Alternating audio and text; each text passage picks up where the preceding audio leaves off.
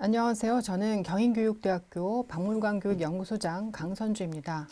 오늘 제가 발표할 주제는 어린이와 소통하는 박물관 역사 전시 컨텐츠 개발, 어린이의 경험의 역사화와 어린이의 역사학기 및 유산화의 주체화입니다. 발표할 내용은 보시는 목차와 같습니다.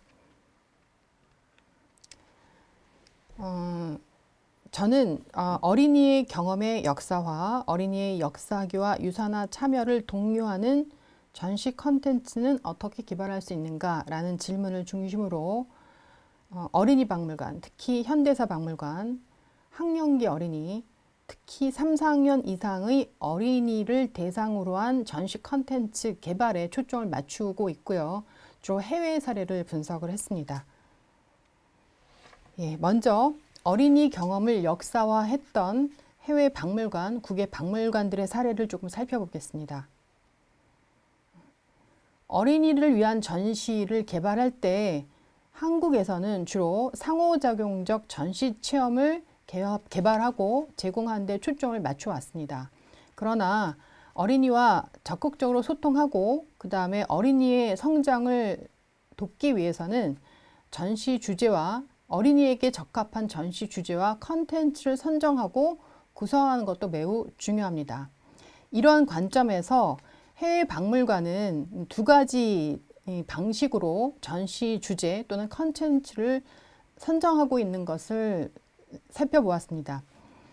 첫 번째는 어린이 관심에서 출발해서 전시 주제를 선정한 경우인데 미국 인디애나폴리스 어린이 박물관에서 이러한 관점에서 어린이 대상으로 설문조사와 인터뷰 조사를 진행해서 전시 주제를 선정한 사례가 있습니다. 그리고 두 번째는 어린이를 역사의 주체로 가시화하면서 어린이의 경험을 역사화한 사례인데 이 발표에서 두 번째 방안을 중심으로 살펴보려고 합니다. 어린이 역사로 컨텐츠를 구성하고 어린이의 눈으로 전시를 표현한 것이라고 할 수 있겠죠. 이러한 전시는 기본적으로 어린이와 어른의 경험은 다르며 그 경험에 대한 해석도 다르다. 또 어른과 어린이가 생각하는 우리, 그러니까 정체성 또는 세상의 크기, 이 모든 것이 다르다는 전제를 깔고 전시를 개발하는 것이라고 할 수 있겠습니다. 그러한 사례들을 좀 더 구체적으로 살펴보자면 첫 번째는 뉴욕 역사박물관입니다. 뉴욕 역사박물관에서는 어린이를 위해서 디메나 어린이 역사박물관을 별도로 제공하고 있습니다. 이 공간에서 어린이는 1692년에서 1932년까지 약 250년간의 미국과 뉴욕의 역사를 상호작용적 전시로 체험할 수가 있는데 이 박물관을 개발할 때 주로 8세에서 13세를 대상으로 개발을 했습니다. 그러나 8세 이하의 어린이도 자주 오기 때문에 8세 이하의 어린이를 위한 프로그램도 제공하고 있습니다. 이 박물관에서는 6가지 어린이의 이야기를 들어볼 수 있습니다. 뉴욕 어린이인데요.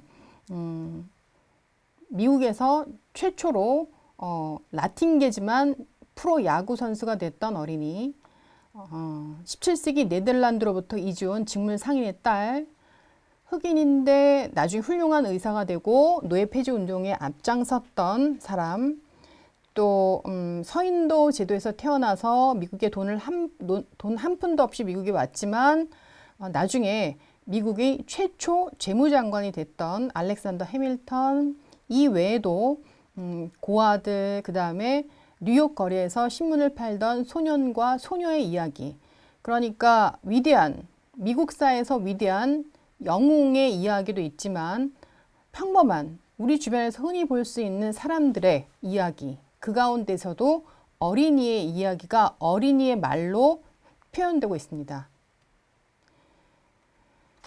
두 번째 사례는 예루살렘에 있는 홀로코스트 박물관인데요. 2015년에 홀로코스트에서 어린이의 세계라는 주제를 가지고 전시를 한 적이 있습니다. 또 세 번째는 미국 홀로코스트 기념관에서 처음으로 전시가 만들어진 건 1983년인데요. 다니엘의 방, 다니엘의 이야기라는 주제를 가지고 전시를 개최했는데, 이 전시는 다니엘의 일기를 통해서 다니엘이 겪은 홀로코스트를 다니엘의 눈으로 표현했습니다. 이 전시는 몇 차례에 걸쳐서 연장해서 공개되기도 했는데 지금 현재는 공개하고 있지는 않습니다. 이런 그 다니엘 이야기는 다니엘이 수용소에서 겪은 이야기뿐만 아니라 수용소로 가기 전에 게토에서의 생활, 게토로 가기 전에 다니엘이 가족과 함께 보냈던 시간들을 공간으로 구현하고 있고, 또한 그 공간 속에서 다니엘이 즐겼던 게임이라든가 또는 뭐 장난감이라든가 가족이 함께 먹었던 쿠키라든가 이 모든 것들을 전시에 담아서 어린이들이 다니엘이 실제 어떻게 살았고 어떤 생각을 했으며 어떤 감정을 느꼈을지를 상상해 볼 수 있겠습니다. 실제 홀로코스트는 우리가 역사책에서 읽을 때는 독일 나치 인종 학살이지만, 이 어린 다니엘에게 이 홀로코스트는 자기가 아끼던 물건을 빼앗기는 것이었고, 그 다음에 자기 세상의 전부였던 가족과 헤어지는 것이었고, 굉장히 편안하고 행복하게 살던 삶에서, 그리고 학교도 마음 놓고 다닐 수 있었던 삶에서 학교도 못 다니고 항상 일만 해야 했던 그런 삶이라는 거죠. 이렇게 어린이의 눈을 통해서 홀로코스트를 재현함으로써 거대한 역사적 사건을 개인화하고 어린이화하는 그러한 전시들이 상당히 많은데, 그 대표적인 예 중에 하나가 바로 이 다니엘 룸이고, 그 다음 또 살펴볼 예가 사라예보에 있는 전쟁 어린이 박물관입니다. 전쟁 어린이 박물관은 전쟁으로 인해서 어린이들이 어떤 영향을 받는지, 그 가족과 어린이의 삶이 어떻게 달라지는지를 전시로 표현하고 있고요. 이 공간에서 어린이들이 직접 참여해서 평화라든가 인권이라든가 이런 문제에 대해서 생각해 볼 수 있는 장을 이 박물관이 제공하고 있기 때문에 어린이 직접 참여해서 이런 문제에 대해서 생각해 볼 수도 있습니다. 이 박물관을 이제 관람한 전시 리뷰를 보면 슬펐다라는 얘기도 있지만 재밌었다, funny했다 이런 표현도 있어요. 그렇기 때문에 이 슬프고 어려운 역사를 단순히 슬픔으로만 표현하지 않고 어린이의 시각에서 재밌었던 그런 경험까지도 표현하고 있다는 점에서 상당히 독특하다고 할 수 있죠. 또 다른 예를 보면 가장 인상적이었던 얘기도 한데요. 네덜란드 암스테르담에 있는 저항박물관입니다. 저항박물관은 그 성인 대상 상설 전시관에도 구출된 유대인 어린이라는 전시를 하고 있을 뿐만 아니라, 여기에서 아빠 안녕 내일 봐라는 그런 전시 타이틀을 가지고 전시를 개최하고 있는데, 이 전시에서도 어린이들이 자신의 이야기를 자신의 말로 하고 있는 걸 볼 수가 있고요. 좀 더 독특한 사례는 바로 어린이 저항 박물관이라고 할 수 있겠습니다. 어린이 저항 박물관은 제2차 세계대전 당시에 행크 8세, 에바 11세, 얀 7세, 그리고 넬리 14세 어린이의 이야기를 어린이들이 직접 들려줍니다. 이들 어린이들은 당시 그 독일의 점령하에 네덜란드에서 일상은 어땠는지, 자신들이 겪었던 어떤 박해라든가 또는 그 어른들의 그 삶의 모습 이런 것들을 자신이 보고 생각한 대로 이야기를 해줍니다. 그러니까 어린이의 목소리로, 어린이의 시각에서 독일 나치의 네덜란드 침략에 대한 이야기를 해주는 거죠.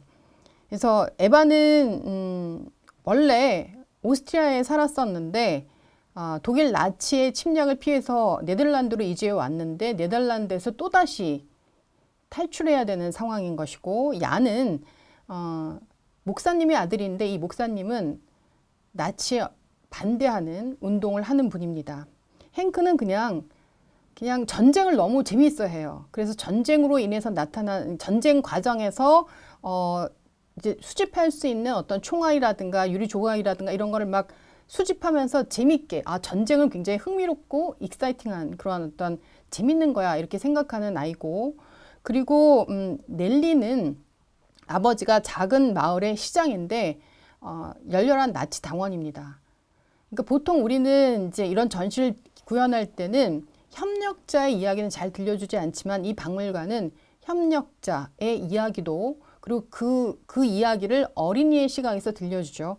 넬리는 아버지가 협력자이기도 했지만 넬리 자신도 나치의 그 어린이 당으로서의 활동을 하거든요. 그래서 이 넬리가 나중에 회고하는 내용을 보면은 당시 넬리의 행동에 대해서 본인이 그렇게 죄책감을 느끼지 않는다라는 말을 해요. 나는 그때 유대인이 그런 식의 대접을 받는지도 몰랐다. 다만 그 마을에서 우리가 나치당으로 활동했을 때 마을 사람들이 따돌림을 했고 편견을 가진 시선으로 자신을 바라봤을 때 상처를 받았다, 이런 얘기를 합니다. 그러니까 넬리라는 어린이의 이야기는 굉장히 아이들로 하여금 인지적인 갈등, 감정적 동요를 일으키게 하는 굉장히 조금 독특한 인물이라고 할 수 있습니다. 이런 인물의 이야기를 들으면서 아이들이 어떤 생각을 할까, 이런 것들도 한번 생각해 볼 수가 있겠죠. 그래서 처음 시작은 아이들이 타임머신을 타고 현재 세계에서 과거로 점점점 들어가는 방이고요.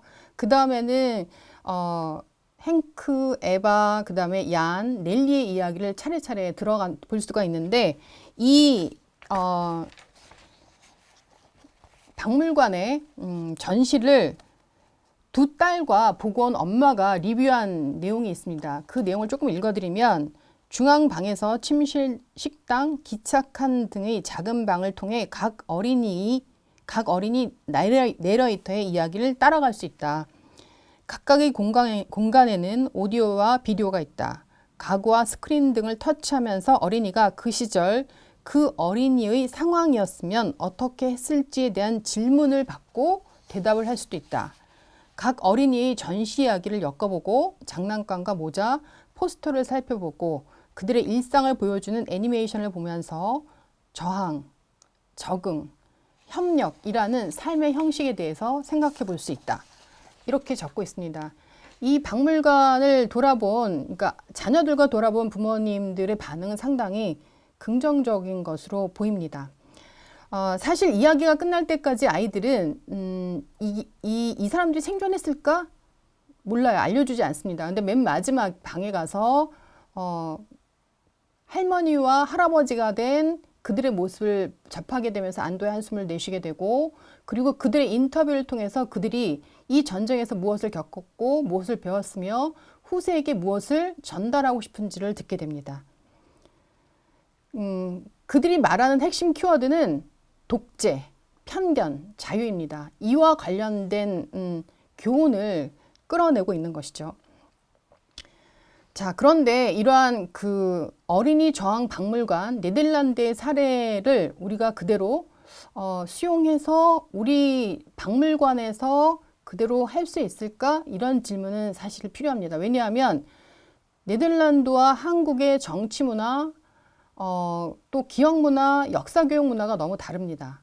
그런 상황에서 또한 네덜란드가 겪은 침략과 한국이 겪은 침략, 폭력이 굉장히 다르고 상황이 다르죠. 그렇기 때문에 네덜란드의 방식을 이상화하면서 가져와서 한국에 적용하기는 어렵습니다. 이를 위해서는 사실 연구가 필요하죠.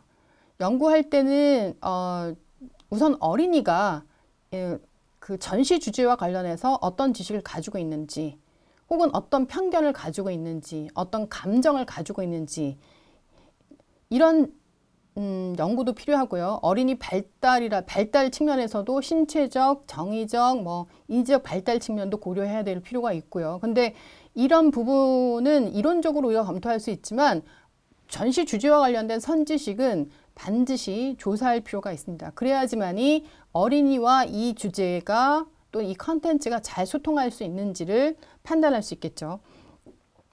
또한 이런 주제를, 그러니까 우리가 식민지배라든가 국권상실, 독립운동 이런 주제를 어린이의 경험으로 이렇게 표현하려고 할 때 사실 고려해야 될 문제가 상당히 많습니다. 그런 문제들을 우리가 차근차근 챙기면서 연구를 해가면서 전시로 기획할 필요가 있겠죠. 그러니까 전시 기획 단계에서 이러한 연구 자체가 처음부터 필요하다 이렇게 얘기할 수 있겠습니다. 그 다음에는 이제 내러티브 형식과 감정적 전시를 통한 유산화 이 주제에 대해서 얘기해 보려고 하는데 앞에서 설명했던 여러 박물관들은 어린이의 경험을 내러티브 형식과 감정적 전시를 통해서 구현하고 있습니다. 과거 평범한 사람들의 경험을 내러티브 형식으로 그리고 감정적 전시를 통해서 그들의 경험을 시각화하는 방식으로 전시를 구체화하고 있는 것이죠. 이러한 그 내러티브 형식과 감정적 전시는 방문객이 자신의 이념이나 신념 이런 것들을 넘어서서 그런 장벽을 넘어서서 과거 사람들과 공감하고 감정적인 교감을 나눌 수 있는 그런 방법이기도 합니다. 그런데 특히 어린이에게는 내러티브 형식의 이야기와 감정적 전시가 박물관이 하고자 하는 유사나 참여에 굉장히 적극적으로 참여하게 하는데 효과적일 수 있습니다. 유산화란 제가 말하는 유산화란 현재의 필요에 의해서 현재의 시각에서 유용한 과거를 선정하고 그것을 현재에 활용하고 또 미래에 전승하는 것이라고 얘기할 수가 있겠습니다. 이러한 유산화 작업은 박물관에서도 상당히 많이 하고 있죠. 사실 박물관이 유산의 산실이다라고 할 수도 있고 또 유산과 대중을 매개하는 곳이 바로 박물관이다라고 얘기할 수도 있습니다. 근데 박물관 스스로가 본인이 어떻게 유산화하고 있는지 그 유산화에 대해서 관람객들은 방문객들은 어떻게 생각하는지에 대해서는 사실 연구가 별로 없죠. 이런 연구도 진행하면서 이제 어린이와의 소통을 꾀할 필요가 있겠다 이렇게 말씀드릴 수가 있겠습니다. 실제 그런데 박물관을 찾아보면 우리 현대사 박물관 가운데 전쟁기념관, 독립기념관은 물론이고 또 대한민국 역사박물관, 일제강제동원 역사관을 비롯해서 많은 박물관이 이미 역사적 사건을 개인의 이야기로 내러티브 형식으로 제공하고 있습니다. 이런 이야기가 어린이의 관심을 끌 수도 있지만 사실은 그 전시 형태 자체가 어린이 친화적이지 않기 때문에 어린이가 이러한 이야기를 박물관에서 접하기도 어렵고 접하기엔 장벽이 너무 높은 거죠. 다 텍스트로 되어 있고 그 질문 자체도 굉장히 그 인지적 갈등이라든가 감정적 동요를 자극하는 방식으로 되어 있지 않기 때문에 그걸 읽어보지 않으면은 그 개인의 이야기를 알 수도 없고 그 감정적인 스토리를 통해서 그러한 역사적 사건을 기억해야겠다라는 생각을 하기도 어렵습니다. 그렇기 때문에 어린이를 위한 전시를 개발할 때는 내러티브 형식과 감정적 전시를 활용하지만 그것이 어떻게 어린이 친화적으로 구현될 수 있을까에 대한 고민이 필요합니다. 실제 우리 그 박물관에서 감정적 전시도 많이 하고 있습니다. 감정적 전시란 제가 사용하는 용어이기도 한데요. 방문객의 감정을 움직이는 그러니까 과거 특정한 집단의 기억이든 개인의 기억이든 그것이 오늘날 방문객의 감정을 움직이는 방식으로 전시된 형태를 감정적 전시라고 할 수 있는데 오디오, 비디오도 들어가고 또 증언, 일기, 사진도 들어가는데 그냥 사진이 단독으로 있는 것이 아니라 그 모든 전시물에 개인과 또는 특정 집단의 기억이 부착되어 있어야 되는 거죠. 그러니까 기억의 맥락에서 그 전시물이 있을 때 그 전시물이 기억과 연결되면서 사람들의 감정을 자극할 수 있고 그런 감정을 자극하는 전시는 현대사 박물관이 상당히 많습니다. 그러나 문제는 그런 전시물들이 굉장히 작게 있어서 어린이들이 찾기가 어려울 뿐만 아니라 이제 사료 형식으로 돼 있으니까 어린이들이 읽을 수가 없다는 거죠. 그래서 이런 문제를 해결할 필요도 있겠다라는 생각을 합니다. 그다음에 이제 박물관이 이렇게 유산화에 적극적으로 나서고 있고 어린이의 유산화를 독려하는데, 그런데 이 유산이라는 개념 자체가 굉장히 그 정치적인 개념이기 때문에 이념이 포함되어 있고 가치가 개입되어 있는 개념이기 때문에 박물관의 유산화에 모든 방문객이 찬성하거나 동의하거나 적극적으로 지원하거나 또는 참여하는 것은 아닙니다. 어린이도 마찬가지죠. 그렇기 때문에 때로는 어린이가 백지 상태로 박물관에 오는 것이 아니라 어린이가 자신의 가족과 공동체로부터 과거에 대한 이야기를 듣고 그와 관련된 유산들을 접하고 오기 때문에 그러한 자신이 알고 있는 이야기와 박물관에서 접하는 이야기가 상이하고 나가서 충돌할 때 어린이는 배제라든가 차별을 느끼기도 하고 타자화된다는 느낌을 받을 수도 있습니다. 그에 따라서 수치심이나 분노나 또는 죄책감을 가질 수도 있죠. 그렇기 때문에 이러한 문제를 고려하면서 전시를 개발할 필요가 있고요. 또 하나는 어린이들이 이미 알고 있는 지식을 그대로, 그러니까 학교에서 배운 지식을 박물관에서 그대로 접한다면은 그것은 박물관에서 어린이에게 어떤 자극도 주지 못할 수 있습니다. 그렇기 때문에 어린이의 선지식과 선감정에 도전하는 그런 감정의 균열을 만드는, 그래서 대화와 성찰을 자극하는 그런 컨텐츠를 선정할 필요가 있습니다. 이런 전시를 개발하기 위해서는 그렇기 때문에 어린이에 대한 연구가 기획 단계에서 반드시 필요하다고 할 수 있죠.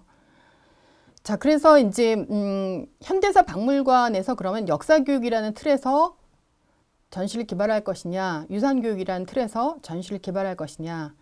사실 전시 자체가 교육이기 때문에 그 교육이라는 그런 틀을 버리면서 전시를 개발할 수는 없습니다. 그래서 역사교육 틀에서 개발하는 것은 좀 더 증거에 기초한 해석, 맥락적 이해, 역사적 문제 해결 이런 부분에 초점을 두는 것이라면 유산교육은 과거를 좀 더 실용적으로 사용하는 것이라고 할 수 있는데, 예를 들면 인권이라든가 평화라는 가치, 그 가치를 지키기 위해서 특정한 과거를 끄집어내서 그 특정한 과거와 관련된 기억 또는 유산들을 대중과 매개함으로써 유산화를 시도하는 것이라고 할 수 있습니다. 이런 두 가지 틀에서의 전시가 현대사 박물관에서 이렇게 볼 수 있는데, 그런데 그 목적이 뚜렷하지 않고 틀이 뚜렷하지 않은 상태에서 전시가 되고 있기 때문에 아이들이 혼란스럽기도 하죠. 근데 이제 역사교육과 유산교육 틀 각각으로 할 수도 있지만 두 가지를 혼합해서 할 수도 있습니다. 이 두 가지를 혼합할 경우 한편으로는 국가의 서사와 개인의 서사가 다를 수 있고 개인들 간의 서사가 다를 수도 있어서 어린이에게 이제 과거를 모순과 혼돈과 복잡함으로 느끼게 할 수 있습니다. 그러나 이런 모순과 혼돈과 복잡함 자체가 존 류가 말하는 바로 학습의 시작점이기도 하기 때문에 이런 부분을 고려하면서 어떤 방식으로 전시를 개발할 것인가 고민할 필요가 있겠죠.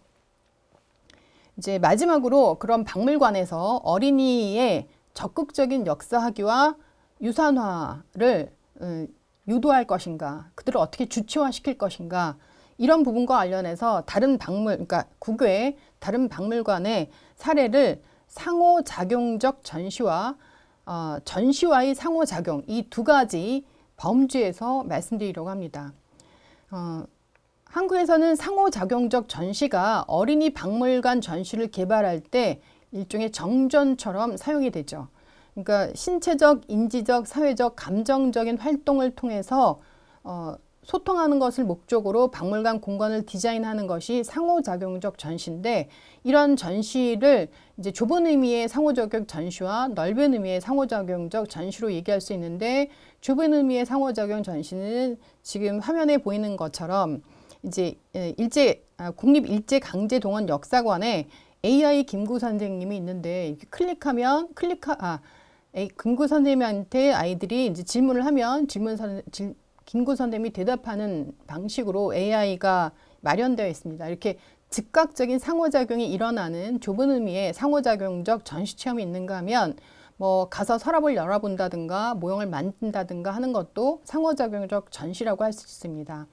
그런데 이제 이런 상호작용적 전시는 국내 박물관에 상당히 많고요. 근데 제가 초점을 맞춘 부분은 전시와의 상호작용입니다. 전시와의 상호작용은 전통적인 전시 안의 요소들로서 방문객의 인지적, 감정적, 신체적 움직임을 자극해서 사고, 대화, 토론을 유도하는 방식입니다. 지금 제가 화면에 가져온 것은 제가 이제 에스토니아에 갔을 때 에스토니아 역사 박물관에서 찍어온 사진인데요. 에스토니아인들은 그들의 땅에서 행복했을까? 이런 질문을 던지고 있어요. 이 행복이라는 단어 자체가 상당히 감정을 자극하는, 감정에 대해서 생각해보는 그런 질문이기도 하지만, 그러니까 전시를 도입할 때 이런 질문으로 시작을 한다는 거죠. 질문으로 시작함으로써 생각을 한번 해보게 되는 그러한 방식으로, 그리고 사람들하고 이 전시를 보는 과정에서 같이 동반한 어른과 대화를 하는 방식으로 전시를 볼 수 있게끔 할 수 있는 것이기도 하죠. 전시와의 상호작용의 또 다른 예로는, 이것도 제가 핀란드에서 찍어온 사진인데, 뭐 이런 핀란드나 에스토니아 박물관에서 다 전시를 이렇게 전시하고 있다는 건 아니고요. 몇 가지 사례를 가져온다면, 이거는 석기시대, 선사시대 유물을 전시하고 있는데, 그 유리에, 전시관의 유리에 이 물건을 인간이 만들었을까요? 이런 질문을 하고 있습니다. 왜냐하면 이것을 만약 인간이 만들었다면 핀란드의 선사시대 역사가 달라질 것이다 라고 위에 써 있어요. 그러니까 그런 질문을 보면은 좀 더 다가가서 이게 인간이 만들었을지 아니면 자연적으로 생긴 건지 한번 보게 되겠죠. 그러니까 전시와의 상호작용을 자극하는 발문들을 전시관 자체에 제시하는 경우가 많습니다. 또 디메나 어린이 역사 박물관에서도 역사 탐정이라고 해서 전시물 곳곳에 단서들을 남겨서 그 단서들을 수집해서 문제를 해결하도록 하는 전시 기법을 사용하고 있고요.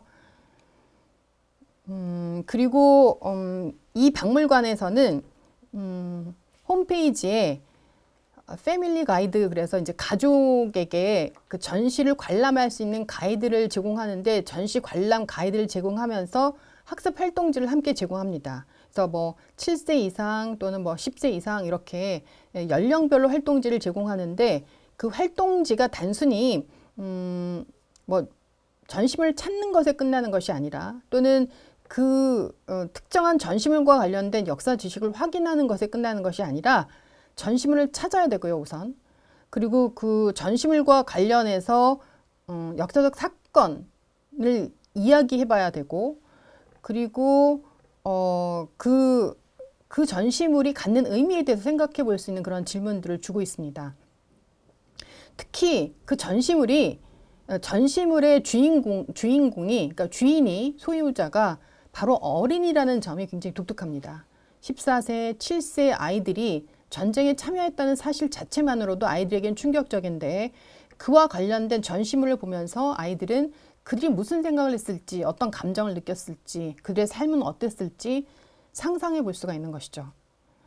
그 다음에 이제 오스트레일리아의 브리스반 박물관도 마찬가지로 역사 탐정이라는 활동을 제공하고 있는데, 마찬가지로 어린이들이 전시물을 증거로 역사를 생산할 수 있도록 안내하고 있습니다. 스미소니언 박물관에서는